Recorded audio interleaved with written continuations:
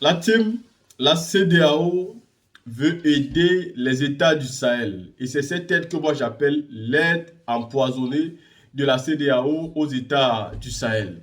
Nous savons tous ce qu'ont traversé les différents pays du Sahel jusqu'à ce jour, que ce soit le Mali, le Burkina ou le Niger. Et nous avons vu les attitudes de cette soi-disant CEDEAO, qui est réunie depuis le 10 décembre et qui est en train de discuter sur le cas du Mali, du Burkina et bien évidemment aussi du Niger. Il ne faut pas oublier que la même CEDEAO est celle qui a posé des embargos contre ces pays-là. Vous ne pouvez pas être celui qui met le feu et celui même qui veut encore éteindre le feu. Si vous avez déjà essayé de me tuer une fois et que vous venez me servir un plat de nourriture, je pense que je serais méfiant. Étant donné que vous avez essayé de m'empoisonner, je ne me permettrai pas de manger le plat que vous serez en train de m'offrir. Et je pense qu'aujourd'hui, le cadeau de la CEDEAO aux États du Sahel est donc un cadeau empoisonné et ils doivent refuser cette aide financière. Pourquoi seulement maintenant? Et aussi, pour tous ceux qui ont suivi la CEDEAO hier, vous avez bien remarqué quelque chose. Une absence de renom. Monsieur Alassane Dramane Ouattara s'est fait sentir absent. Il n'était pas là. Il n'était pas parmi ceux qui voulaient encore prendre la décision hier. Apparemment, il est très en colère. En colère contre ses pairs, en colère contre ses collègues parce que dans le temps, les décisions qui devaient être prises pour attaquer le Niger militairement n'avaient pas été prises. Et lui, Alassane Ouattara, n'était du tout pas satisfait. Pour lui, il fallait intervenir militairement au Niger sans négociation. Et voilà pourquoi il avait pris son courage à deux mains et était venu devant le monde entier déclarer que lui, Ouattara et son pays, la Côte d'Ivoire, devraient envoyer un bataillon et que chaque pays de la CEDEAO devrait envoyer un bataillon qui c'était largement suffisant pour déstabiliser le pouvoir en place et ramener Bazoum au pouvoir. Seulement, ça n'a pas été fait parce qu'en dehors de Ouattara, en dehors de Macky Sall et Patrice Talon, les autres présidents, même le président Tinubu du Nigeria, qui au départ était partant pour la situation, avait décidé de faire rétropédalage et dit « moi je ne suis plus là ». Vu que chez moi, c'est le Parlement qui décide, ils ont dit non, je ne peux plus avancer, allons vers la négociation. Donc Alassane Ouattara n'a jamais été content de ça. Et pour ça, il a plié son petit doigt. Dernièrement, à la CEDEAO, il a été absent. Absent pourquoi? Qu'est-ce qu'il a de bien plus important que de partir à la CEDEAO? Quand on sait qu'Alassane Ouattara aime participer à la CEDEAO, mais vous devez savoir une chose. Quand la volonté de M. Ouattara n'est pas accomplie, sachez qu'il ne peut pas rester dans une institution. C'est quelqu'un qui n'aime qu'une chose, qu'on réalise toutes ses doléances, qu'on fonctionne exactement comme il souhaite. Quand vous ne fonctionnez pas comme Alassane Ouattara veut, sachez qu'Alassane Ouattara ne sera plus d'accord avec vous. Il serait même capable de quitter une organisation à cause de cela. Il a quitté l'Union. Vous avez vu après les résultats de la Cour des droits de l'homme et des peuples africains de réinscrire le président Babou dans la liste électorale, Guillaume Soro et Charles Blé Goudé. Il a quitté cette institution-là tout simplement parce qu'elle a donné une décision qui allait contre sa volonté. La team, écoutons ici sur Afrique Média un débat très important sur l'aide empoisonnée de la CEDEAO aux États du Sahel.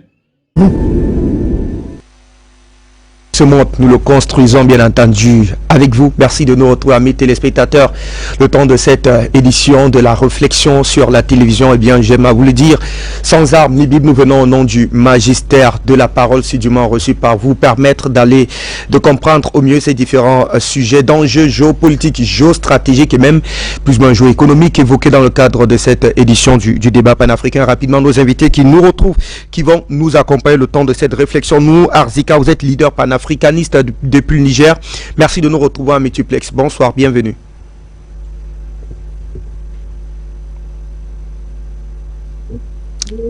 Bonsoir. Merci à vous. On espère que tout rentre. Bonsoir. Comment vous allez? Nous allons très bien. Nous allons très bien, monsieur Arzika. Ça va, tout va bien? Ok. Donc, je commence par féliciter votre équipe et féliciter aussi l'ensemble de vos téléspectateurs. Et très importante qui est, comme vous le savez, c'est quand même le 10 décembre. Et le 10 décembre, ça correspond à la journée internationale de la Déclaration universelle des droits de l'homme.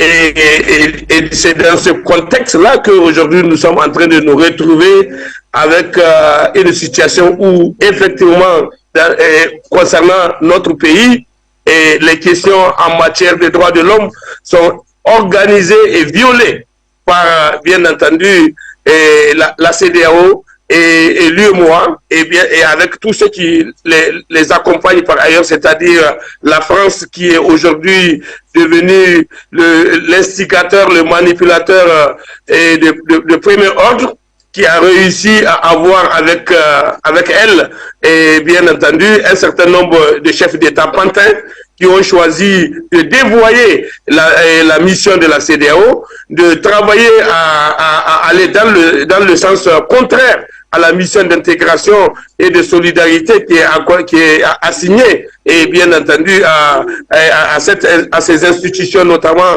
l'UEMOA et la CEDEAO. Pour ne parler que de la CEDEAO, vous l'avez bien vu aujourd'hui, ce n'est plus une réunion de la CEDEAO parce que vous avez des Français qui viennent assister à la réunion de la CEDEAO et des Américains qui assistent à la réunion de la CEDEAO. Finalement, on ne sait même plus véritablement qu'est devenue cette institution régionale qui était censée aider nos États qui ont décidé, et normalement, librement, le 28 mai 1975, pour créer ce cadre économique, ce cadre social, ce cadre d'intégration, ce cadre de solidarité, pour harmoniser nos actions du point de vue économique, coordonner nos approches et faire en sorte que nous puissions garantir le décloisonnement entre nos différents États et que nous soyons dans une posture où entre nos différents États qu'il y ait une fluidité de circulation des personnes et des biens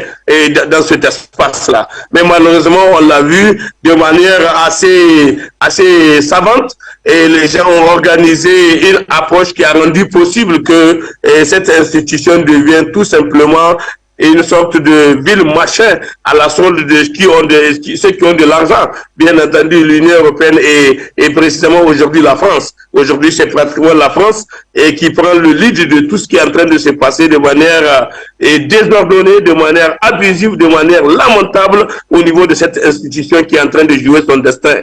Heureusement, comme vous l'avez si bien dit, tout ce qui est en train de se passer aujourd'hui, le contexte est totalement différent, et en ce qui nous concerne au niveau africain, nous sommes en train de prendre véritablement conscience de tous les enjeux, et je pense que l'ensemble des citoyens africains épris de justice et de liberté, qui savent qu'aujourd'hui, nous ne pouvons plus continuer à traîner par devers nous des attitudes et des comportements qui ont été pendant longtemps usités par l'impérialisme international, notamment occidental et particulièrement français, qui, comme on le sait, vous avez bien vu, et pour avoir déjà considéré qu'ils ont réussi à adopter certains pays membres de l'UEMOA, qui sont du précaré français et de l'Afrique de l'Ouest. Alors, ils ont cette fois-ci été assez malins pour chercher à abuser du Nigeria, malheureusement, qui a eu la malchance d'avoir élu un individu, vraiment un individu, et qui se reproche beaucoup de choses, et que à raison de ce que se reproche à titre individuel, la France a joué sur ça. Elle a joué sur ça pour que aujourd'hui Tinubu, qui vient à peine d'être élu, et comme nous l'avons déjà rappelé il y a quelques jours, et à peine d'être élu à la tête de la fédération du Nigeria, et Tinubu se laisse inviter en France et faire un séjour avant même son investiture. Et dans le cadre de ce séjour, justement pris en charge par la DGSE française, et avec tous les liens qu'ils ont avec d'autres acteurs de renseignement dans le monde, ils ont réussi à le prendre en étau et pratiquement à l'hypnotiser en lui faisant valoir un certain nombre d'informations qu'ils détiennent le concernant de manière spécifique, à titre individuel. Maintenant, une fois investi, et justement pour respecter la promesse qu'il a faite, c'était de retourner de manière officielle maintenant, et pour retourner en France et pour aller respecté les engagements qui l'ont amené à prendre et à la veille de son investiture. Et c'est ça qui a fait que Tinubu a accepté de devenir le président de la conférence des chefs d'État et comment dit-on, des chefs d'État de la CEDEAO, alors qu'il vient à peine d'arriver. C'est voilà quelqu'un, un ignare qui ne connaît pas grand-chose de la politique et de la géopolitique mondiale et africaine, qui se retrouve comme ça à la tête de la Fédération du Nigeria dans les conditions finalement que l'on sait.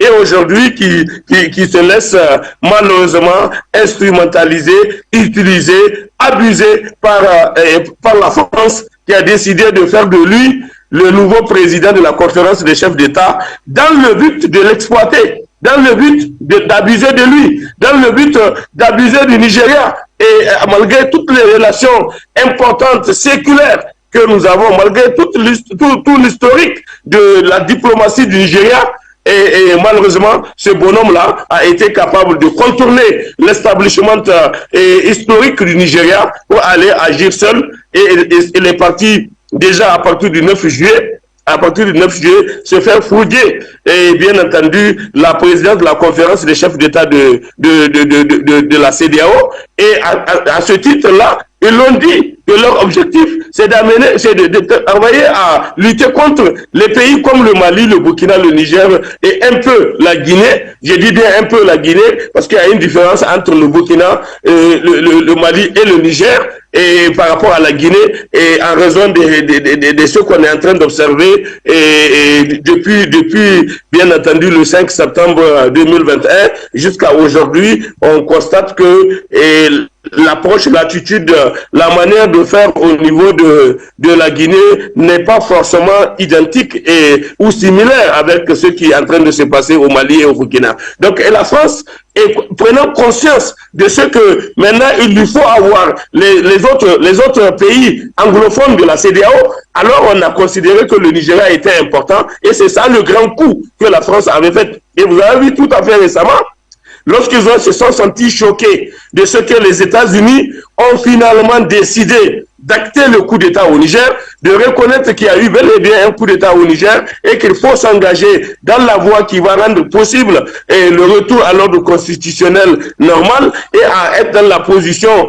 bien entendu, de désigner leurs représentants, c'est-à-dire leurs ambassadeurs, et jusqu'à ce que finalement, ces derniers jours, ils ont été amenés à demander à leurs ambassadeurs d'aller présenter les lettres de créance, la copie figurée de créance auprès du ministre des Affaires étrangères et actuel du Niger, qui n'est pas le pantin fantoche, qui est aujourd'hui au nom du Niger et en tant que soi-disant ministre des Affaires étrangères du Niger, et avec lui, bien entendu, un autre pantin, le Premier ministre, M. Oumoudou Mahamadou, qui a accepté sans honte d'aller s'asseoir dans une réunion de la CEDEAO aujourd'hui avec le drapeau du Niger à côté de lui. Quelqu'un qui est incapable de revenir au Niger, qui a abandonné sa famille, qui a abandonné tout et qui est aujourd'hui là-bas en train d'errer dans le monde. Et c'est lui-là qui va dire aujourd'hui qu'il représente le peuple nigérien. Le peuple nigérien ne peut pas être représenté par ces bandits, par ces voyous de grand chemin, par ces apatrides, par ces ennemis de la République, par ces ennemis du peuple qui ont affiché de manière très claire leur volonté de vouloir créer les conditions de la couardise pour développer des liens avec des ennemis de notre peuple qui veulent porter la guerre à notre peuple, qui veulent créer les conditions de la désintégration de la République du Niger, parce que tout simplement, ils sont venus à perdre leur position de pouvoir. Et voilà pourquoi d'ailleurs, dans tous les débats que nous avons fait depuis pratiquement 4 mois aujourd'hui, nous vous avons dit que ce sont des individus. Ces gens-là, on remercie Dieu. Dieu, dans son infinie bonté, qui a rendu possible que nos forces de défense et de sécurité aient été à mesure d'avoir eu l'audace et le courage de prendre la décision qu'ils sont venus à prendre pour aider notre peuple de se libérer du joug de ces faux démocrates, de ces escrocs politiques qui ont choisi par leur attitude, par leur manière de faire, finalement de convaincre le reste du monde, même les plus sceptiques, à être achevés de se convaincre que c'est une bande de voyous, une bande de camarades, une bande de gens intéressés et à jouer le rôle de valet et à la solde des intérêts étrangers au Niger et interroger à l'Afrique, notamment les intérêts français. Que la France aujourd'hui, comme l'a dit M. Bazoum, elle fait comprendre que la France n'a aucun intérêt dans notre pays, que la France, c'est pas pitié qu'elle prend nos ressources, notamment notre uranium, et elle fait comprendre que les matières premières ne sont plus un enjeu pour ces pays-là. Ça veut dire que ce bonhomme n'a rien compris.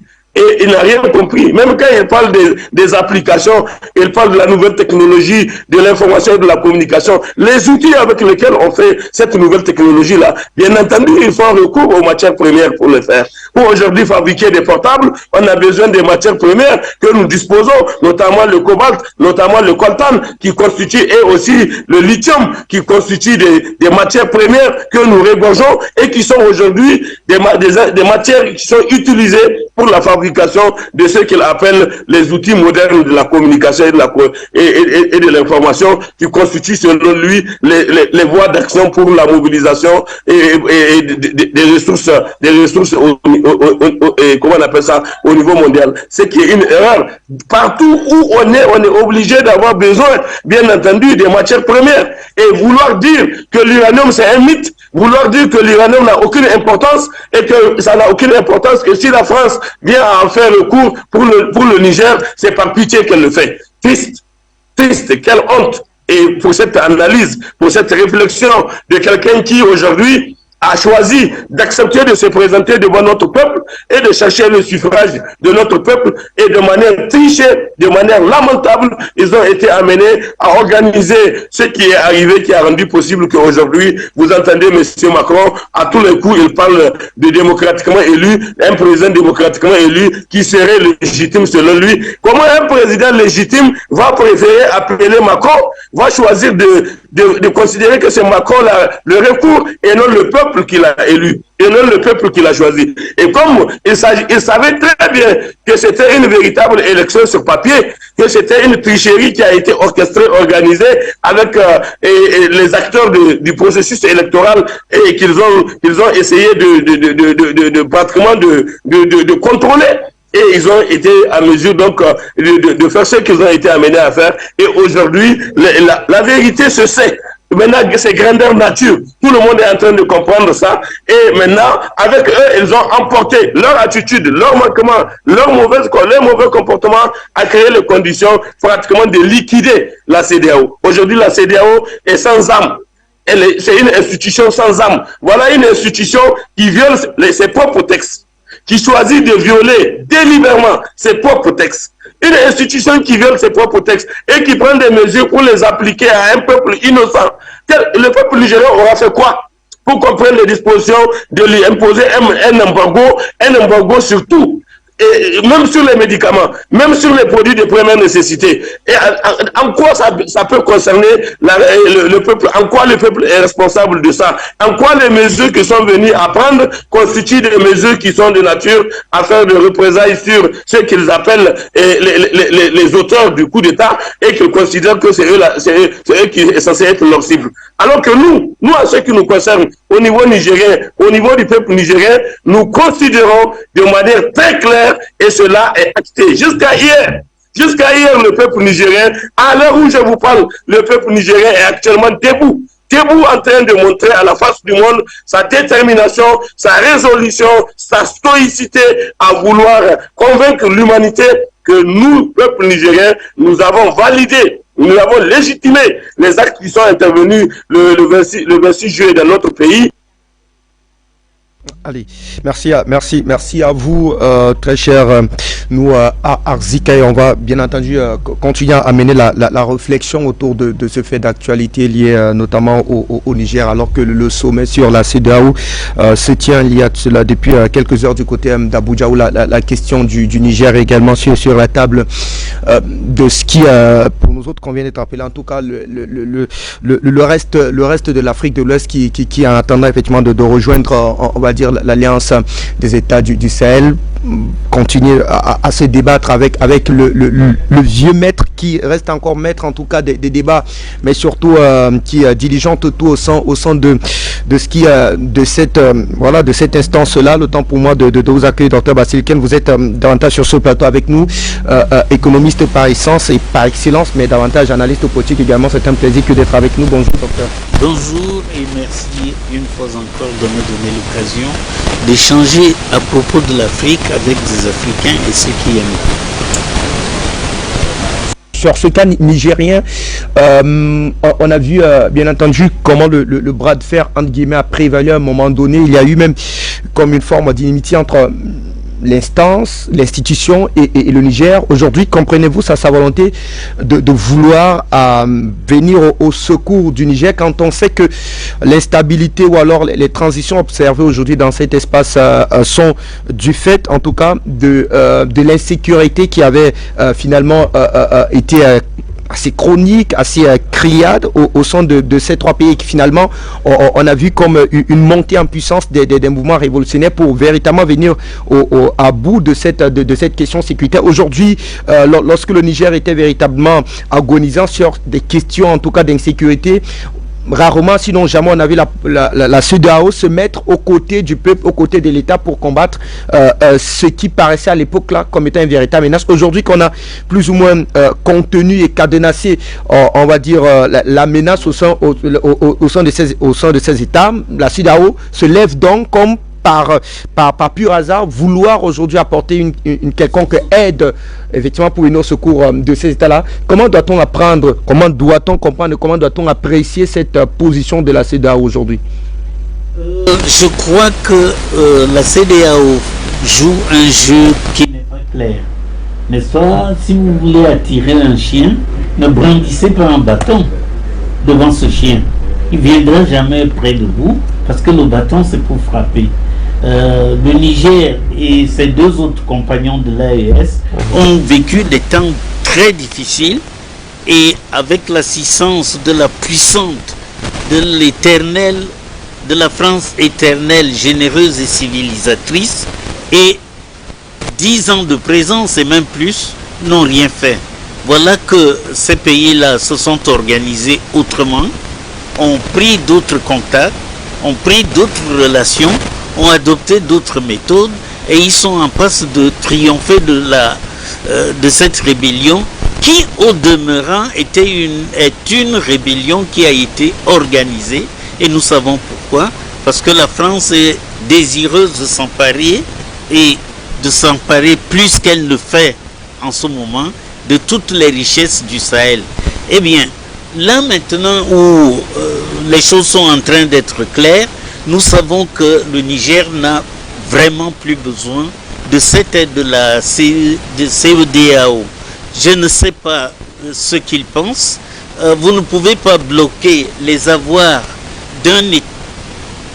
Vous ne pouvez pas bloquer les avoirs d'un État au niveau de la Banque centrale et en même temps lui proposer des miettes pour l'aider. Comment? On ne comprend pas exactement le jeu de la CEDEAO, ou plutôt on comprend tellement bien. Il s'agit de distraire les autorités du Niger des États de l'AES pour profiter, pour remodeler le désordre qu'il y avait autour de ces États, et que la rébellion puisse reprendre de plus belle. Et comme ça, ils vont une fois encore se mettre avec les colons pour recoloniser l'Afrique. Et ça, aujourd'hui, ce n'est plus acceptable. En tout état de cause, ça ne passera plus comme autrefois, comme une lettre à la poste. Jonathan, vous êtes également avec nous. Bonsoir déjà, bienvenue, vous êtes sociopolitiste, en tout cas consultant permanent d'Afrique Média Télévision. Alors, Jonathan Matenguene, pourquoi est-ce que cette aide de la CEDEAO devrait-elle en fait faire peur aux uns aux autres, puisque jusqu'à ce jour, ces pays maintiennent une forme de coopération avec ce qu'on pourrait qualifier comme les ennemis d'hier. Je rappelle que dans ce même sillage, les États-Unis continuent d'apporter un certain nombre d'appuis, notamment au niveau du renseignement. L'Allemagne, en début de semaine, du moins en milieu de semaine, a tenu à apporter un important lot de matériel militaire au Burkina Faso. on peut ne pas s'aimer, mais est-ce que cela devrait fermer la porte à toute forme de coopération? Vous savez, aujourd'hui, le monde s'est divisé en deux blocs à nouveau. On a le bloc des puissances unipolaires, l'ancien monde, les puissances unipolaires étant portées par les États-Unis, et on a le bloc des puissances multipolaires. Les puissances multipolaires sont portées par le tandem Russie-Chine, mais particulièrement par le bloc qu'on appelle les BRICS. Le Mali, le Niger et le Burkina sont désormais sous la coupe d'une alliance. Une alliance qui de facto est également liée au monde multipolaire. De facto, pourquoi? Parce que le Mali dispose d'une alliance militaire stratégique avec la Fédération de Russie. Le Mali et le Burkina et le Niger ont opté de plus en plus pour la création d'une confédération. Ça veut dire que, comme nous l'expliquions, de facto, cette confédération sera un allié des BRICS. Et quand vous regardez ce qui est en train de se faire, les évolutions nouvelles de l'AES, vous avez la question de la monnaie qui est davantage débattue. Vous avez la question de la confédération des institutions confédérées qui vont être créées. Vous avez la question du rapport à un ensemble de pays, y compris l'Union européenne et les autres pays, et les pays membres de l'Union européenne, ainsi que les États-Unis. Donc, ça amène à re-questionner aussi le rapport avec tout ce que ces pays-là produisent. Quand je dis tout ce que ces pays-là produisent, surtout ceux qui sont liés à leur velléité hégémonique. Or, dans leur velléité hégémonique, on trouve le dollar. Dans l'aide préconisée par la CEDEAO que nous avons à un autre plateau, appelé un cheval de Troie, justement à propos, parce que ce cheval de Troie est utilisé pour non seulement freiner le retrait des pays de l'AES, de la BCAO, mais également c'est utilisé pour créer dans l'opinion, l'embolie d'une situation qui est contraire à la réalité. Cette situation, c'est quoi? C'est qu'on veut montrer que ces pays se mourraient par le fait des sanctions, que ces pays étaient à l'agonie et que 7 maigres millions de dollars vont venir les sortir de la situation chaotique qu'ils étaient en train de vivre. Vous voyez, c'est un peu comme quelqu'un qui vous voit mourir de soif. Prenons l'exemple, hein. Vous mourrez de soif. Et il prend une goutte d'eau et vous dit, ouvre la bouche et je te verse une goutte d'eau sur la langue. Lorsque vous ouvrez la bouche, vous dites, et il dit à tout le monde, vous voyez à quel point il a besoin d'eau. C'est ça l'image qu'ils veulent présenter de l'AES. Une organisation qui est aux abois. Des pays qui cherchent à tout bout de champ un peu de ressources. 7 maigres millions d'euros, il faut le dire. Si vous prenez les chiffres que nous dispensait la France sur ce qu'on appelle une opération militaire dans le Sahel, la France nous disait que quand elle fait décoller ses hélicoptères de combat, chaque hélicoptère de combat par jour, c'était 1 million d'euros pour l'opération militaire. 1 million d'euros qui était dépensé. C'est-à-dire la logistique et tout le matériel. On va parler là dans la logistique. Les missiles, le carburant, la maintenance du matériel. Vous savez qu'avant qu'un avion décolle, on fait de la maintenance. Donc tout ça, ils évaluaient à 1 million d'euros. Si vous ajoutez à cela les rafales, ils disaient que quand ils intègrent les rafales, ils sont à 2 millions d'euros de défense tous les jours. Tous les jours. Bon, si vous prenez donc 7 maigres millions d'euros, 2 millions d'euros, ça fait combien? 7 millions de dollars. Si on doit dépenser 2 millions d'euros tous les jours, rien que pour l'entretien du matériel qui volant dont détient le Mali, le Burkina. Vous avez 3 jours exactement de combat. 3 jours. Ça veut dire que les 7 millions d'euros ne peuvent même pas soutenir les 3 États dans une situation de guerre, parce qu'ils disent qu'ils débloquent cette aide pour les soutenir dans leur guerre contre les terroristes. Mais 7 millions d'euros, c'est 3 jours de combat. 3 jours. 3 jours. Maintenant, si vous prenez les 3 pays, Ça veut dire que c'est un seul jour de combat. Un seul jour de combat et les 7 millions d'euros sont terminés. Sont évacués. Comment donc vous allez aider les gens avec quelque chose qui ne reflète même pas leurs besoins réels? Vous voyez qu'on est dans la moquerie. On est dans... C'est un cheval de Troie parce que ça vise à donner à de l'AES l'image d'une organisation qui est une coquille vide. Ça vise aussi à donner de ces pays l'image de pays qui sont actuellement tellement pressés économiquement que même si on leur propose simplement la moindre boutique, ces derniers vont sauter sur sauf que les présidents de cette transition ne se sont pas prononcés officiellement, que ce soit leurs états-majors, du moins leurs plus proches collaborateurs. Personne ne s'est exprimé du moins favorablement à cette offre de la CEDEAO. Personne d'ailleurs n'a été demandeur jusqu'ici, je m'attends. Si vous revenez dans la sagesse triviale africaine, il y a souvent quand on était enfant, il y avait ces blagues, hein, mais c'était un peu sérieux parce qu'on utilisait ça pour prendre de la hauteur dans certaines situations. On disait on répond à un imbécile par un coup de silence. C'est-à-dire qu'en fait, lorsque la proposition elle-même ne paraît pas intelligente, vaut mieux rester calme et vous le regardez juste débiter toutes ces insanités et vous savez simplement que celui-là est à la hauteur de ce qu'il produit. Vous n'avez pas cette faiblesse d'aller vous mettre au niveau de ce qu'il débite. C'est un peu ce que l'AES est en train d'adopter face à une mesure aussi insignifiante. D'ailleurs que si on prend la comparaison, j'ai pris rien que la première comparaison avec les coûts de l'opération militaire journalier. Maintenant, si vous prenez en rapport, mon frère Diawara disait l'autre jour, ils sont en train de nous remettre notre argent. Bon, prenons même cette affaire, ils remettent l'argent de ces pays. On a spolié 700 milliards de francs CFA du Mali lorsqu'on a créé l'embargo là. 700 milliards qui avaient été confisqués. 700 milliards de francs CFA. Et vous prenez 7 millions de dollars.